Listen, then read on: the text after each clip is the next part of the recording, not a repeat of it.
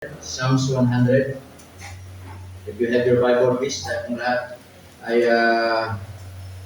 lahat ay magsitayo.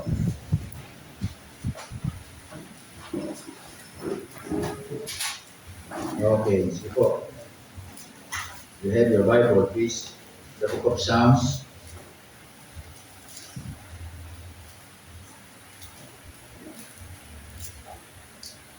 Verse 1.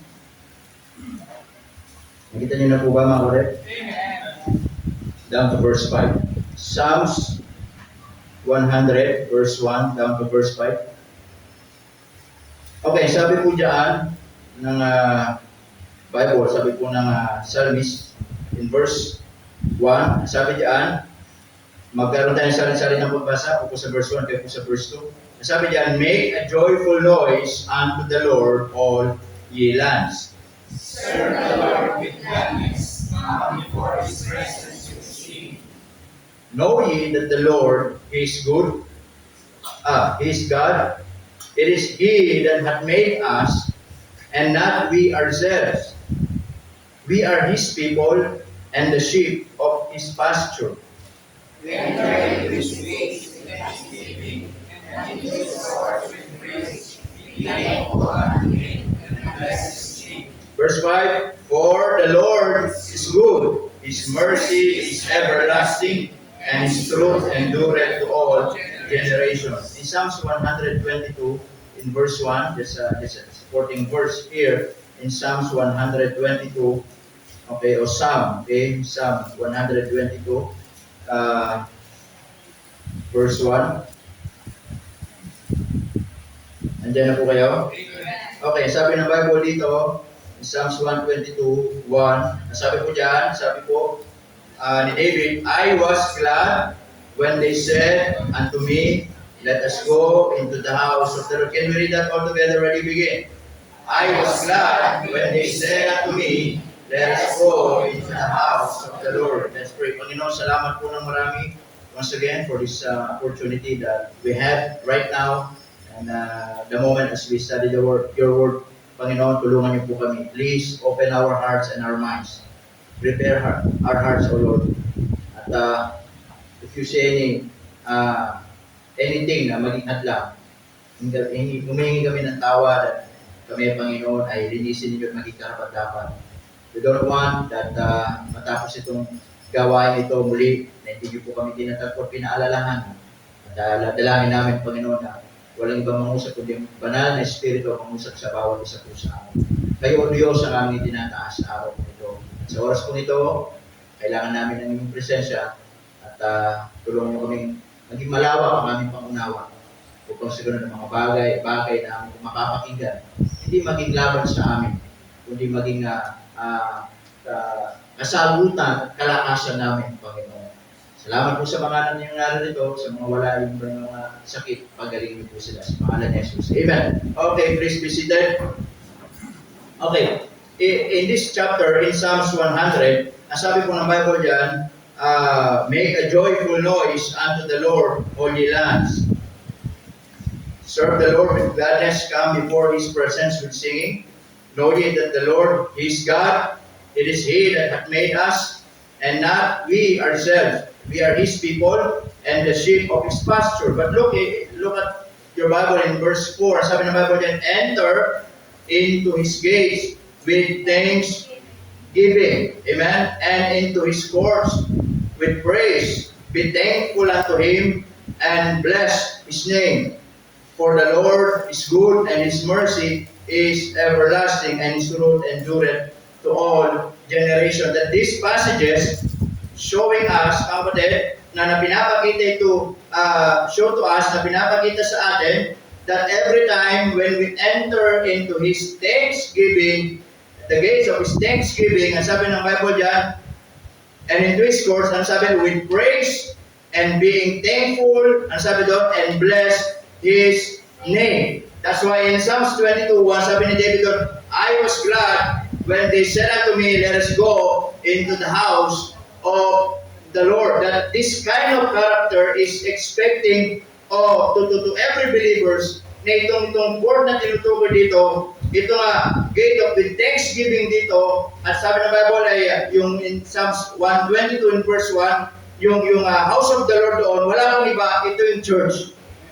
Amen? That God showed to us that when we enter into this church, into the gates of our church, every believer should be happy. Amen? Na dapat tayo maging maligaya. Tayo po'y dapat maging masaya. Tayo po'y dapat maging nandun yung katuwaan po natin that every time we go to church, every time we go into the house of the Lord. Amen mga kapatid? Kaya po, alam nyo, kapag pumupunta tayo sa church at hindi na tayo masaya, nakagawa ng kaaway sa atin. Every time na pupunta tayo sa church at wala na yung kasiyahan ng puso natin, nakagawa na po ang kaaway sa atin. Amen mga kapatid? Dapat sa tahanan pa lamang po natin, nandun na yung kasiyahan, nandun na yung kaligayahan because every time na tayo nasa church, in-expect tayo ng Diyos. Like David, sabi niya, I was glad when they said unto me, ano sabi niya? Let us go. Ini-encourage niya pa yung iba, let us go. Amen po ba? Na minsan masaya tayo pag inaangayahan tayo, tara punta tayo sa mall, masaya natin.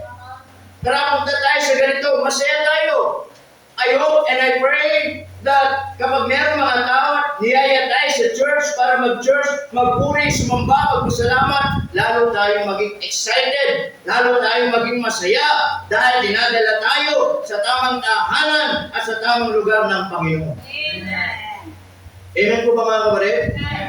Kaya minsan magandang paalala yan sa atin. Especially, di ba? Di ba meron tayong minsan mga kaibigan, di ba meron tayong mga lakad? Tapos, ang gusto natin, yung kaibigan natin na yun, o yung tao na yun, gusto natin, makasama natin sa lakad natin. Di ba? Like, punta tayo sa halimbawa, meron tayong kaibigan, tara, samahan mo naman ako sa mall, mag-tambay tayo, mag-ganito. Then, sasabihin niya, di ba? Sasabihin niya, Maray, hindi ako pwede. Meron akong schedule. But because you want that person na makasama mo, anong sasabihin mo? Hindi, sige akong bahala sa'yo. Sige akong bahala, sagot kita. Sumama ka lang. Di ba may mga ganon? Kasi gusto natin, intentionally, makasama natin. Talaga mag-initiate tayo. Tama po ba? Tara, punta tayo sa outing. Hindi kami pwede, di ba? Ma, punta tayo sa ganito. Anak, punta tayo sa ganito. Yung kaibigan natin, punta tayo sa outing. Sasabihin, hindi ako pwede. Marami akong schedule. Sige na, sumama ka na. Akong bahala sa ito. Wala kang po problema.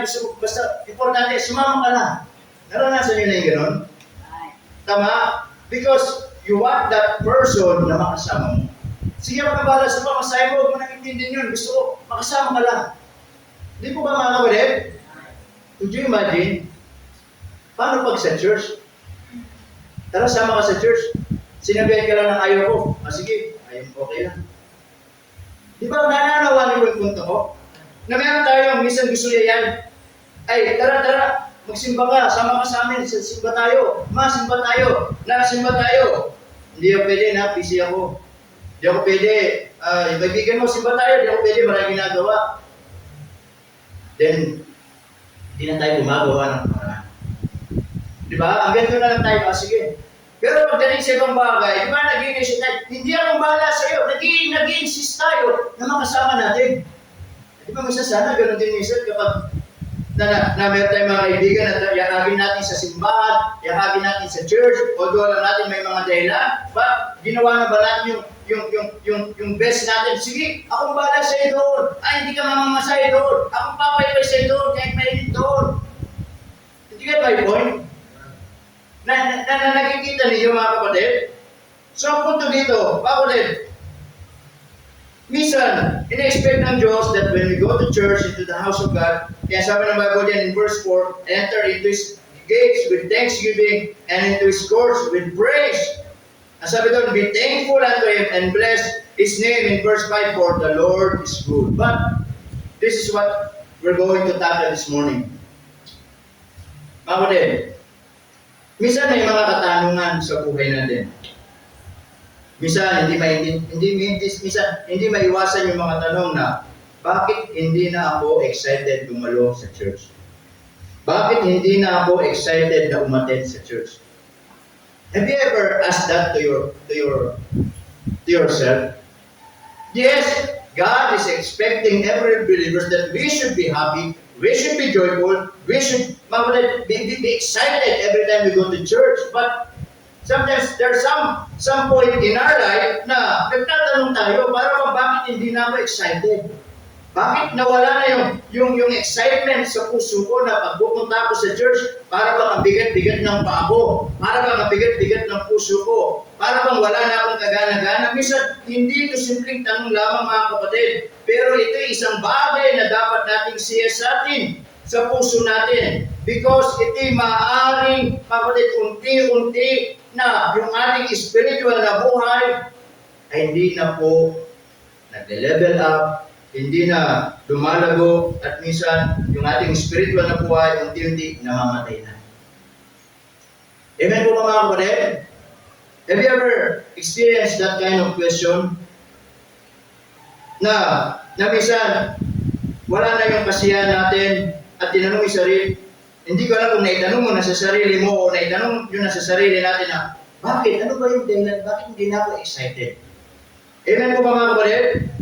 Tama po ba?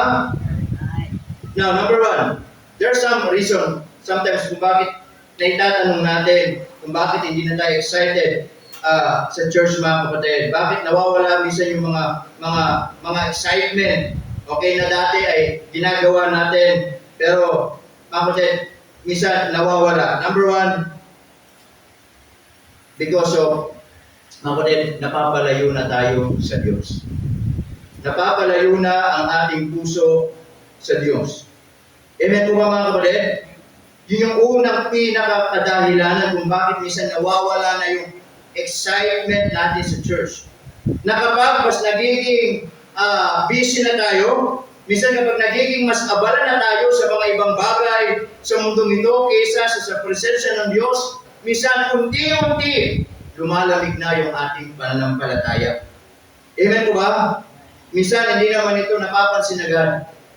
Minsan, hindi naman ito nakikita kaagad ng kapwa mananampalataya.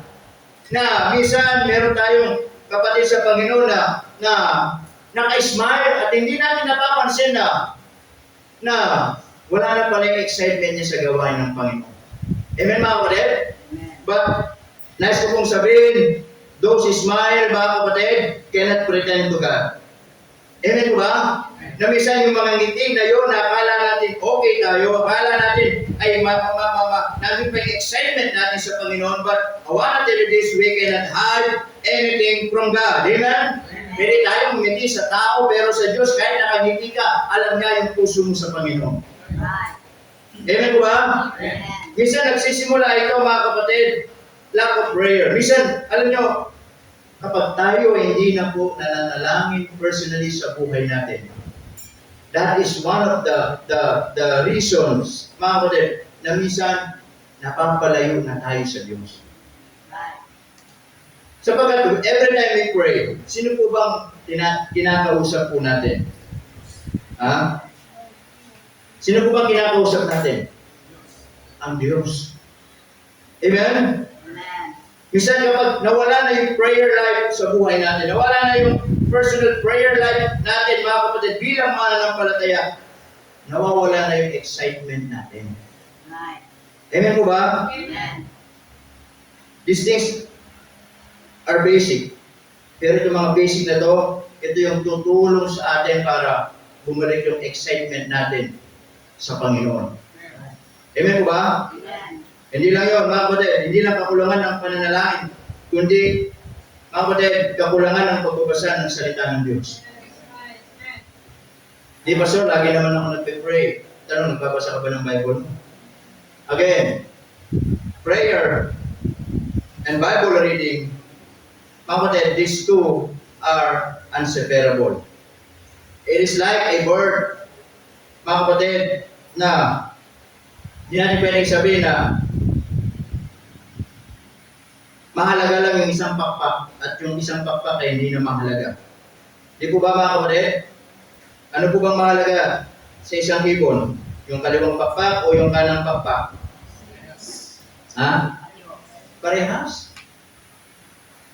Tama po ba? Right. Oo. Kaya na, pag-isip ng umaga, magpapakain ako ng baby. Ano po yung baby? Hindi ko makita. Pag yung sa bubong na, sa bubong ng kapitbahay. Hindi bumaba. O, di ba? Tapos pinatoka ko, maya-maya bumaba. Tapos may bumili ako ng itlog. Tapos ay pagbalik ko, nasa tulay. Nasa tulay, yung baby ko, pero may kita. Tapos mula doon sa tulay, lumipad hanggang doon sa kulungan niya. Hindi na pwedeng ganyan. Susunod, mawawala ka na talaga. Sayang, papatahin. Pwede ka namin katahin. Okay, kasi inihantay ko lang, namimisaan lang kasi mga ito. Nagpaparami ako ng bibi. Para pag may mga fellowship kami mga men, yan ako yung pagkain. Diba? Yung may mga bugok naman na ito doon, lalaga ko para sa mga ladies.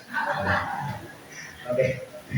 Kaya na pinagpuputol ko na sa ko, pinagpuputol ko yung mga pakpak, siya subukan mo kung lumipad. Pag nakita pa kitang lumabas sa ulo ng matatanggal sa iyo. Okay? Hindi na makalipad. Mahalaga yung importante yung dalawang pakpak. Alam niyo sa buhay din natin, importante yung dalawang bagay kung yun. Amen? Tama po ba? And not only that, mga kapatid, hindi lang kakulangan ng panalangin at kakulangan ng pagbabasa ng Biblia. Ito po mga kapatid, nung minsan din natin napapansin, pagiging kampante sa spiritual na buhay natin. Yung bang pakiramdam na, okay na ako? Di po ba? Malago na ako. Sisimba naman ako. Babasa naman ako ng Bible. Kaya ko na. Alam niyo, pag naging kampante tayo sa spiritual na buhay natin at sinabi natin, okay na ako, hindi pa tayo mga kapatid. Eh kung sabihin ko sa inyo na, okay na ako, hindi na ako mag-aaral. Kapatid, ang paglago spiritual, hindi lang po yan per year, hindi lang yan taon-taon. Hanggang nabubuhay tayo sa mundong ibabaw, kailangan natin lumagok sa pananampalataya. Amen mga kapatid? Hanggang tumanda tayo, kailangan natin lumagok sa pananampalataya. Hindi po yan pwedeng sabihin na, okay na ako, malago na ako, tama na to. Hindi po mga kapatid. Kailangan natin lumago. Amen po ba? Tanda natin kapag malayo ang puso natin sa Diyos, ang pagdalo sa church ay nagiging obligasyon na lang at wala nang kagalangan. Tama po ba? That's why I'm always telling this. Yes, we can pretend sa ating mga brothers and sisters that we're okay. We're wearing a nice barong, polo, wearing a nice dress. Madaling magpanggap sa harapan ng mga tao. Pero sa harapan ng Diyos, mga kapatid, alam ng Diyos ang puso po natin. Kaya sabi ng Diyos kay Samuel, di ba? Sabi mga kapatid, ay ang Diyos ay hindi tumitingin katulad kung paano tumingin ang tao. Ang Diyos tumitingin sa panloob. Amen po ba mga kapatid? Kaya tandaan po natin, isang dahilan kung bakit naitatanong natin sa sarili natin, bakit hindi na ako excited dumalo sa church? Unang dahilan, malayo na tayo sa Diyos. Kasabagkat kung malapit tayo sa Diyos at malapit ang puso natin sa Diyos, lagi tayo excited sa gawain ng Diyos. Amen po ba? Tama po ba? And because we're not excited, mga kapatid, kaya nangyari minsan, kailangan na lang natin dumalo for the sake, kailangan present ako. Kailangan nasa church ako tuwing Sunday. Kaya minsan hindi mo napapansin mga kapatid, hindi lang yung damdamin, yung nawawala ng gana, hindi lang yung damdamin, yung nawawala ng excitement, minsan nagre-reflect yan sa paglabas. Na dati tuwing Sabado, you're so excited, Sabado pala, plancha dito, plancha doon. Pag Sabado, ayaw na mag-plancha. Okay nang susutin ko. Amen po ba mga kapatid? Dati, di ba, nandun yung kagalakan natin. We're so very excited mga kapatid na Friday pa lang, Sabado pa lang, yung mindset natin ay Sunday na, excited na ako pumunta sa church, ready ko na isusutin ko, paplanchin ko na yan, gusto ko pogi ako, gusto ko maganda ako pag Sunday, gusto ko maging presentable ako pag Sunday. Pero pag nawawala na yung kagalakan, yung excitement na yun, kasi napapansin mo, pag Sabado, di ba? Kahit bahala na kung gigising ako bukas ng maaga, kung hindi ka pagigisingin. Dati naman, natutulog ka ng maaga kasi alam mo, excited ka ka pupunta sa church. Amen po ba mga kapatid? Amen. Oo. Kaya pag Sabado, okay lang, kahit mapuya, sisimba din naman. Di po ba? Yung susuotin, okay na yung susuotin. Nanaunawan niyo mga kapatid? Minsan, nagre-reflect ito sa panlabas na nawawala yung excitement natin. Tama po ba? But I wanna tell you this morning mga kapatid, sana hindi po mawala yung excitement natin, yung pagiging excited natin doon na dumalo sa church at sa gawain ng Panginoon. Amen po ba mga kapatid? Sana pag Sabado, wala makakapigil sa atin. Sisimba ako bukas. Tama? Na kailangan ko magising ng maaga. Kailangan alas 8 pa lang, alas 7 pa lang, nasa church na ako. Amen mga kapatid? Bakit? Eh baka dumating si Bombay ng maaga, maabutan ako, wala akong pambayad. Tama? Minsan nakikita yung excitement natin sa panlabas. Amen? Number 2. Ako din, number 2. Ano yung mga dahilan minsan bakit pumapasok sa isip natin, bakit hindi na ako excited dumalo sa church? Okay, nawala yung excitement. Number 2. So simple. Nasaktan o nadismaya sa tao. Tama? Amen po ba mga kapatid? May ilan na nawawala ng gana dahil nasaktan sila ng kapatid. Minsan kahit yung leader nila, o minsan ay minsan na-dismay sa ministry. Tama mga kapatid? Minsan alam niyo sa church, hindi maiwasan yung ganyan. Amen po mga kapatid? Hindi maiwasan yung ganyang mga bagay. As I said last Sunday, we're not perfect. We have all differences. Amen mga kapatid? Some of you are, pointed. And some of you are disappointed. Di po ba? Pango at hindi pango. Magkakaiba lahat tayo. Pero, alam mo maganda lang kung bakit nilog ng Diyos na magkakaiba tayo? Para tumingin tayo doon sa Diyos na hindi nag-iiba, na perfecto, at siya yung titignan natin. Amen po ba mga kapatid? Kaya po, sabi dito, yung iba nawawala na ng gana. Bisa nawawala excited. Yung excitement. Tama mga kapatid? Na minsan, minsan alam nyo, ito lang, gusto sabihin sa inyo ito. Ang isang iglesia na hindi sinusubok, hindi sa Diyos yan. Tama? At ang isang iglesia na hindi nakakaranas ng pagsubok, hindi lalago yan. At ang isang iglesia, mga kapatid, na nakakalampas ng mga kapagsubukan, tumitibay yan. Kaya minsan ito yung nangyayari sa mga ibang maraming simbahan. Normally, may mga problema. Normally, may mga differences. Normally, may mga pagsubok. Pero kapag hinayaan nila na yung bagay na yun ay hindi ma-restore, doon nangyayari yung nagkakaroon ng division. Nagiging divided ang church. Amen po mga kapatid? Kaya po, ako bilang pastor, isa din nyo sa trabaho ng pastor. Nahayaan ko na lang ba na ang kawan ko ay nag-aaway-away? Hayaan na lang ba ang kawan ko ay nagkakanya-kanya? Hindi po mga kapatid. Pananagutan ko sa Panginoon. Ang trabaho ng pastor, hindi lang po pakainin ng tupa, kundi i-overseer yung tupa. Kundi kung merong mga problema, kailangan masolusyonan. Tama po ba mga kapatid? Subukan yung problema, huwag solusyonan. Maayos ba yan? Hindi, lalaki at lalaki. Tama po ba? Naunawa niyo po? Na minsan, bahagi talaga yan mga kapatid. Na minsan, merong mga nasasaktan, merong mga tao na nakakagawa ng hindi maganda sa atin. But I wanna tell you lagi, just a reminder to each every one of us, hindi tayo nandito para sa tao, nandito tayo para sa Diyos.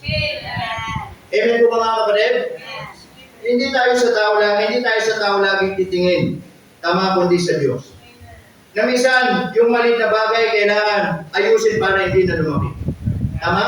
Nalala ko yung kakilala ko na nabangga ng sasakyan. Dumating ang ambulansya, check up ng ambulansya. Ang sabi niya kagad, kumusta po yung tuhod ko? Sabi ng ambulansya, ikaw maglala, konti lang naman ang sugat mo sa tuhod. Sabi niya, pwede pong makita yung sugat ko sa tuhod. Sabi niya, nandun yung tuhod mo sa kabilang ambulansya. Naputulan na pala ng paa. Di ba? Pwede ba makita yung sugat ko sa tuhod? Ay, nandun yung tuhod mo, nasa kabilang ambulansya. Alam mo, yung maliit na yan, kailangan natin ayusin. Tama ba ako din? Because sometimes, yung mga ganyang bagay, diyan tayo tinuturuan ng Diyos. Amen? For us to grow. Amen? Para lalo tayo maging bumalik yung excitement natin sa gawain po ng Panginoon. Tama? Amen po ba? Alam niyo, kapag itong mga bagay nito, kahit saan, hindi nagiging maayos, walang tinatawag na reconciliation, walang tinatawag na restoration, tuwang-tuwa ang dyablo. Ayaw ng dyablo na nag-aayos ang mga nagiging maayos yung problema. Ayaw ng dyablo, mga kapatid, amen po ba, na nagiging maayos ang isang pamilya. Ayaw ng dyablo na nagiging maayos yung pagsasama-sama ng pamilya o anuman, maging church. Tuwang-tuwa ang dyablo. Alam niyo, hindi naman talaga kalaban natin ang mga kapatid natin sa Panginoon. Ay nawa natin ang tunay na kaaway natin ang dyablo. Tama po ba? Na minsan sa mga panahon, mga emotionally bagsak tayo. Sa mga panahon na puso natin ay mabigat. Sa mga panahon na puso natin may mga problema. Diyan nakakapasok ang kaaway. Diyan pumapasok at binibigyan ng mga kontradik ang bawat isa para imbis na magkaroon ng ayusan ay lalong lalala. Then, kakaroon ng division, away-away, at ang dyablo ay uupo at pinagtatawanan tayo. Amen mga kapatid? Pero kapag ang isang problema na ayos, mga kapatid, tayo ang tatawa sa dyablo. Hindi ka nanalo sa amin. Hindi ka nanalo sa pamilya namin. Hindi ka nanalo sa buhay ko. Hindi ka nanalo sapagkat kasama namin ang Panginoon. Amen po ba? Alam niyo po ba, mahirap maging kalaban ng Diyos. I will just give you just a simple illustration. Kapag kalaban natin ang dyablo, tutulungan tayo ng Diyos. Pero kapag kalaban natin ng Diyos, hindi tayo tutulungan ng dyablo. Sinong naiwan sa ere? Tayo. Now, naintindihan niyo ako din? Again, kapag kalaban natin ang dyablo, tutulungan tayo ng Diyos. Pero kapag kalaban natin ng Diyos, iiwanan tayo ng dyablo. Hindi niya sasabihin, hindi, tutulungan kita, hindi. Dahil alam ng dyablo, wala siyang laban sa Diyos. Amen po mga kapatid? Kaya, mga kapatid, minsan hindi nagiging dahilan, di ba? Minsan nawawala yung excitement. Minsan dahil nasaktan. O nadismaya sa tao. Ang church ay binubuo ng tao na hindi perfecto. Kasi kung binubuo din ng perfectong mga tao, hindi na natin kailangan ng Diyos. Hindi na natin kailangan mag-aral. Hindi na natin kailangan lumago. Perfecto na lahat tayo. Ngunit hindi tao ang sentro ng ating pananampalataya, kundi si Kristo. Amen? Kapag ang tao naging focus natin, madaling mawalan ng gana. Tama po ba? Ngunit kapag ang Diyos ang tinitignan natin, mananatili ang ating pananampalataya. Amen mga kapatid? Number 3. Okay, hindi lang po dahil nasaktan o nadismay sa tao. Minsan nagiging reason din kung bakit naitatanong natin, bakit kaya nawala na yung excitement ko o hindi na ako excited na pupunta sa church. Okay, number 3, nagiging routine na lamang, mga kapatid. Okay, ang pagdalo o paglilingkod sa Panginoon. Tama? Kasi pag hindi ka na-excited, nagiging routine na lang ang lahat sa inyo.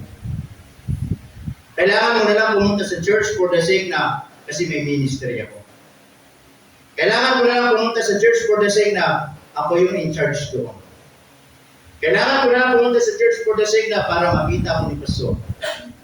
You know what? Nagiging routine na lang. Tama? Kaya nangyari, parang wala na tayong nagiging pinagkaiba sa iba. Na nagiging routine na lang ang kanilang paglilingkod, yung kanilang pananampalataya. Tandaan natin, hindi tayo, mga kapatid, hindi tayo gusali o o hindi tayo building, ang tawag sa atin, iglesia. And every one of us, in spite of differences, we need to be functional according to the gift that God given to us, according to our ability. Tama? Na lahat tayo may kaibahan. Pero kailangan natin mag-function. Amen po ba? Kaya minsan ito yung pakiramdam na minsan sabi ko nga, umaatay na tayo sa church, pero parang yun nga, wala na yung lang yung pakiramdam na parang ang bigat-bigat ng loob, ang bigat-bigat ng paa mo. Amen po ba mga kapatid? Tama po ba? Minsan paulit-ulit na lang yung ginagawa. Tama mga kapatid? Kasi nga nagiging routine. But at the end, listen to me, kapag nananatili tayong gano'n, mawawala talaga yung excitement. Darating doon sa punto na magsasawa ka sa ginagawa. Darating talaga sa punto na minsan meron tayong expectation pero hindi nangyari. Mga kapatid, mawawala talaga tayo sa Panginoon. Tama naman niyo po mga kapatid? Na parang bang umatay na lang tayo pero wala nang nagiging expectation. Umaawit pero wala na yung damdamin natin, mga kapatid, na masaya sa Panginoon. Naglilingkod, mga kapatid, pero darating ang araw, pagod na tayo. Tama? Naunawa niyo po ba mga kapatid? Napapagod yung puso natin. Tama? Mangin tayo mabuti. Kapag ang paglilingkod ay ginawa na lamang para sa tao, ginawa dahil isang routine na lamang, at hindi na ito dahil mahal natin ng Diyos, mabe-burn out lang tayo. Tama? Tingnan niyo yung mga taong excited.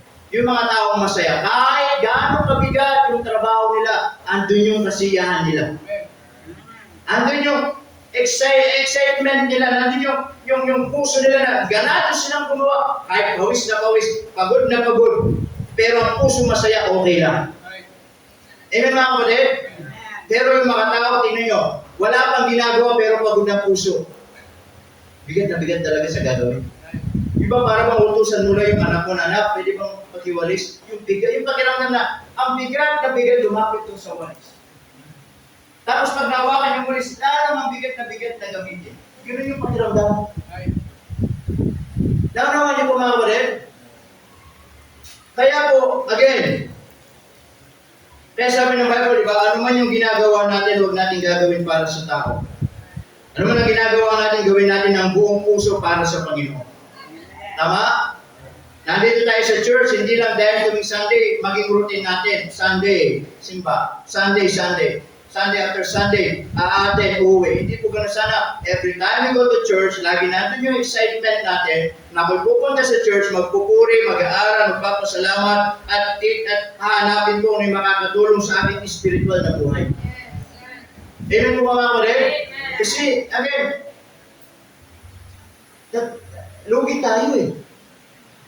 Tama, pupunta tayo sa church, uwi, walang natutunan. Tuwang kaaway sa atin. Amen po ba? Nagiging routine na lang ang isang bagay. Kaya kapag nagpatuloy tayo sa ganong kaparaanan, at hindi dahil mahal natin ng Diyos, mag-burn out tayo. Darating yung point na magsasawa ka sa ginagawa mo. I hope and I pray. Amen? It's every one of us.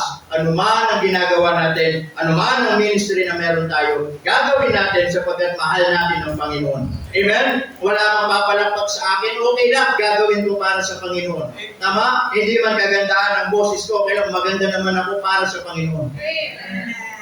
Tama mga kapatid? The point is, ano man ang ginagawa natin, hindi mo yan gagawin. Hindi mo ni-perform para sa tao, kundi para sa Diyos. Tama po ba? Kasi kapag yan ay ginawa mong routine na lamang, mag-burn out ka talaga parang araw. Sasawa ka. Kasi ulit-ulit na. Eto na naman. Wala na excitement. Tama po ba mga kapatid? Pero kapag nandun yung excitement natin mga kapatid, tama? Nakikita natin yung kaibahan. And lastly, mga kapatid, ano yung reason kung bakit sinasabi natin minsan, mga kapatid, na para bang hindi na tayo excited dumalo sa church. Number 4, meron tayong dinadalang kasalanan o kabigatan sa puso natin. Tama? Amen po ba? Sin, mga kapatid, kills our joy. Kapag meron tayong kasalanang tinatago, o guilt, o spiritual compromise, unti-unting nawawala ang desire, amen? And the presence of God, kapatid, hindi natin nararamdaman sa buhay po natin. Tama po ba mga kapatid? Na minsan yung joy hindi na natin maranasan because of sin.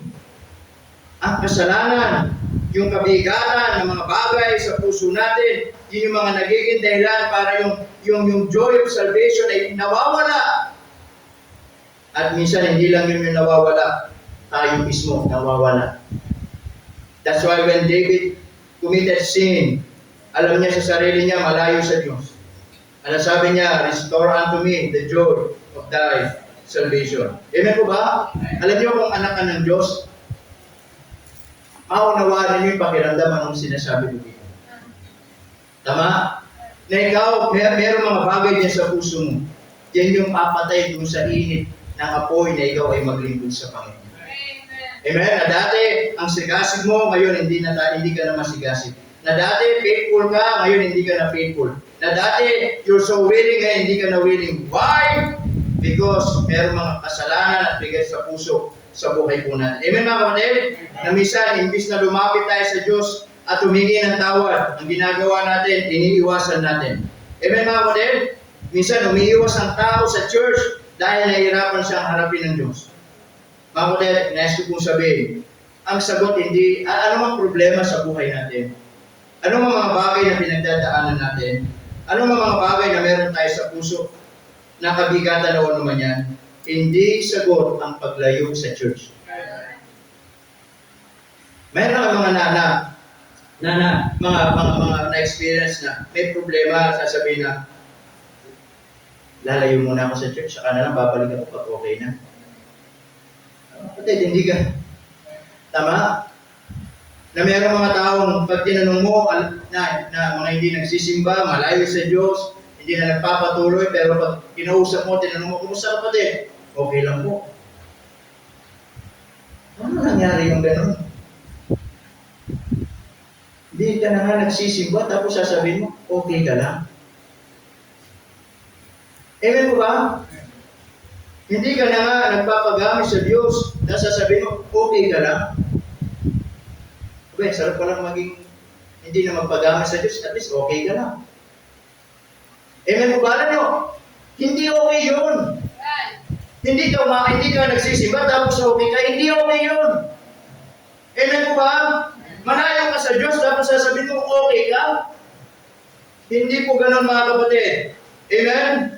Hindi po kasabutan ng paglayo o hindi pagdalo sa church kung meron tayong mga pinagdadaanan sa buhay. Bagkus, lalo pa tayong lumapit, lalo tayong kumapit, dahil kung meron na makakatulong sa atin, yung salita ng Diyos na mapapakinggan po natin. Amen mga kapatid? Nais ng Diyos mga kapatid ay hindi maging pilit yung pagsamba natin. Ang nais ng Diyos yung pusong nagagalak sa Kanya. Tama po ba? Ang church ay hindi lamang lugar na pinupuntahan. Ito ay isang lugar kung saan tayo lalapit sa Diyos, lalapit sa presensya ng Diyos, hihingi tayo ng lakas, hahanapin natin yung pagbabago sa buhay natin, hahanapin natin yung pag-asa sa buhay natin, sa panahon na magulo tayo, sa panahon na down tayo, sa panahon na discouraged tayo, sa simbahan may pag-asa. Dahil sa salita ng Diyos na pinapangaral. Amen po ba mga kapatid? Kaya sabi po ni David mga kapatid, I was glad when they said unto me, let us go into the house of the Lord. That's why this morning, nais ko pong sabihin, natanong niyo na ba sa sarili niyo? Or have you ever experienced that kind of feeling na para bang pagdating sa church, tinatamad na ako. Alam niyo, to be honest as a pastor, marami din panahon, pagkakataon din sa buhay ko na minsan ay napapagod, minsan napapagod din. Minsan may mga pagkakataon na para bang may mga tatayo dito, may mga minsan parang may kabigatan din. Pero alam ko na ako'y tinawag ng Diyos. And never, mga kapatid, listen to me. Never in my life na ako'y tumayo dito, nangaral, na meron ako ng sama ng loob kanino man, at meron kasalanan sa puso ko, alam ng Diyos yan. Amen po ba mga kapatid? Because the moment I stand here, it is not me, it is God. The moment ako'y tumayo dito, hindi ako ito. Ang Diyos ang nangungusap sa inyo. Amen mga kapatid? Lagi niyo pong tatandaan yan. Tama po ba? Kaya it is my responsibility, and behind responsibility, a big accountability before God. Kasi gusto ng Diyos ang iparating sa inyo, hindi ano man salita niya. Amen mga kapatid, again, ang gusto ng Diyos iparating sa inyo, salita ng Diyos. Amen po ba? Kaya po, nasabi doon, mga kadahilan kung bakit minsan nakakapag-isip tayo ng gano'n. Na dati, ang sigla-sigla natin, ba't dumating yung point na parang napapansin natin sa sarili natin, nawawala na yung kasiglahan. Yung araw na dati, napaka-excited natin, dumating yung araw para bang hindi na tayo excited. Amen po ba? Yes, meron tayong mga kanyang reason. Pero dito, marahil ang puso natin ay malayo. Marahil nasaktan ang damdamin natin. Marahil, because of that, nagagawa na lang natin ang pagdalo because of routine, because of responsibility, and not a commitment. Amen po ba mga kapatid? At minsan meron mga tayong dinadalang kasalanan o kabigatan sa puso. Again, ang sagot hindi paglayo, kundi pagbabalik loob sa Panginoon. Amen mga kapatid? Dapat ang mga Kristyano mayroong pananabik sa presensya ng Diyos.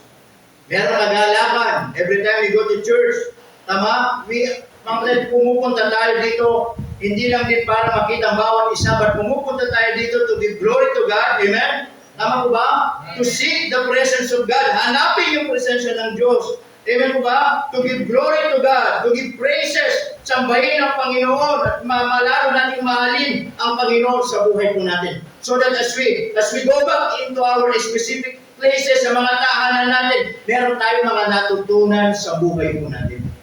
Hindi yung galing tayo sa bahay, ang nawala yung excitement sa atin, ang bigat ng puso natin. Pupunta tayo sa church, ang bigat ng puso natin. Umuwi tayo sa tahanan, ang bigat pa din ng puso natin. Sino makakatulong sa atin? Amen po ba mga kapatid? Kaya nais ko pong sabihin, these reminders, this church is not a perfect church. Meron ang taong masasabi dito sa simbahan ko. Hindi natin pwedeng i-addition. Sa lahat sa atin, hindi tayo perfecto. Pero again, hindi yung dahilan para lalo tayong lumayo sa Panginoon. Gamitin natin yung mga bagay-bagay na kaibahan natin para lalo tayong matuto at lumago sa Panginoon Diyos. Amen po mga kapatid? Ako, hindi ako perfecto. Maraming masasabi din sa akin. Tama po mga kapatid? Pero hindi yung dahilan para hindi tayo pagpatuloy kasi pinaglilingkuran natin ang Panginoon. Naunawan niyo po ba mga kapatid? Minsan ang tao hindi nakakapagpatuloy kapag nasaktan yung damdamin niya sa tao. Kasi ganito, wala akong nag-aaway na ang hinahanap ay kabutihan. Meron ka ba? Halimbawa, kaaway ko si Brother Red. Brad, alam mo ang bayo-bayo mo ah. Alam gano'n. Diba? Nung nangangailangan mo, pinahiram mo ko. Walang gano'n. Alam niyo kapag nag-aaway ang tao, ang laging hinahanap, kamalian ng bawat isa. You get my point? Walang nag-aaway ng hinahanap, kabutihan ng bawat isa. Lagi, kamalian. Tanda natin, hanapin natin yung kabutihan ng bawat isa. Amen mga kapatid? Lahat tayo may kamalian. Huwag natin hanapin. Tingnan natin yung kabutihan ng bawat isa. Dahil ang Diyos ay mabuti. Tama po ba mga kapatid? So that this church will become strong more and more and more. Amen po ba mga kapatid? At tayo patuloy na manatili sa gawain ng Panginoon. I hope and I pray, mga kapatid, na minsan marahil meron tayong mga tanong na ganito. Pero sana ngayong umaga naunawa natin. Ibalik natin yung excitement natin kagalakan natin sa Panginoon Diyos. Amen? Tayo pong lahat ay tumayo at tayo po'y manalangin sa Panginoon ngayong umaga. Let's pray. I hope and I pray na naintindihan po natin yung mensahe ngayong umaga at ay panalangin natin sa Panginoon at ay lalapit po sa Kanya ngayong umaga. Tayo po'y manalangin. Pray. Dakilang Diyos, marami pong salamat sa umaga nito. Salamat po sa inyong biyaya. Salamat po sa inyong kabutihan, Panginoon. At panalangin ko, Panginoong Diyos, na kayo po magpala sa buhay po namin. At anumang mga bagay na napakinggan po namin, Panginoon, kaya nawa ito po naging pagpapala po sa amin. Na minsan dumarating yung punto marahil na naitatanong namin bakit hindi na ako masaya. Na para ba ako'y pumupunta sa church na wala na yung paglalakad sa aking puso. Na minsan, ito pala yung mga bagay na nagiging dahilan.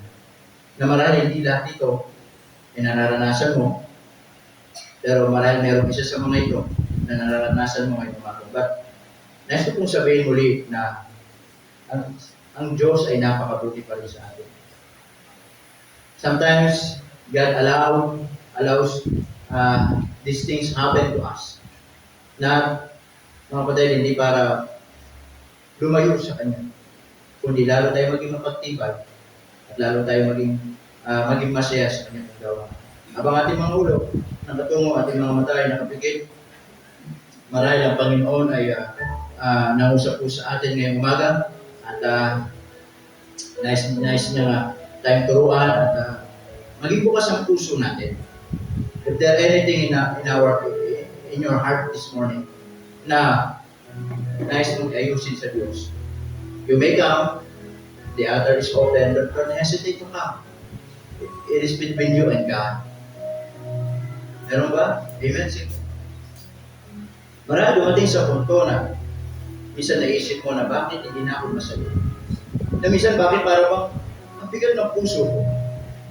Pupunta ako sa church, ang bigat ng damdamin ko.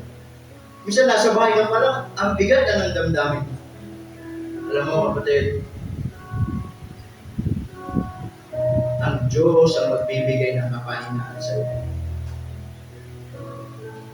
Lagi tayong tumingin sa Diyos dahil ang pangako niya laging totoo. Madalas ang tao, pangako ay pumapalya. But every time na sa Diyos tayo titingin, God's promise ay laging totoo sa buhay po natin. Kumusta ang puso mo? Nasaktan ba? May mga kabigatan ba? May kasalanan? Malayo ka ba sa Diyos ngayong umaga? God wants you to return. Bumalik. Bumalik ka sa Kanya. Magtapat. At yung nawalang excitement, like David, Lord, restore unto me the joy of thy salvation. Di tayo perfecto, maraming pagkukulang. Ang Diyos ay perfecto at sa Kanya lamang tayo. Ako bilang pastor, hindi perfecto. Pero kayo masasabi, may pagkukulang. Pamilya namin, hindi perfecto. Lahat tayo. Pero nandiyan ang Diyos para pagpupulurin niya tayo. Gamitin at paglingkod sa Kanyang gawa.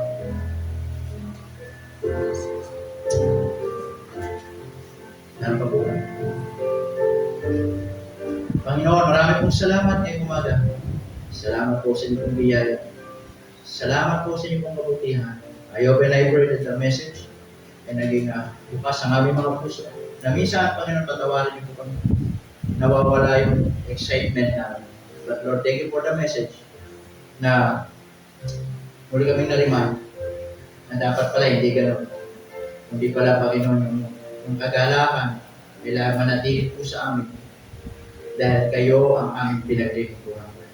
Salamat po Diyos. Salamat sa mga anak ninyo ngayong umaga na kami may mga pagkukulang. Pero salamat kayo ang nagpupulong. Pagpalain mo kami, Panginoon, sa pangalan ng Jesus. Amen. Amen. Please be seated. Okay.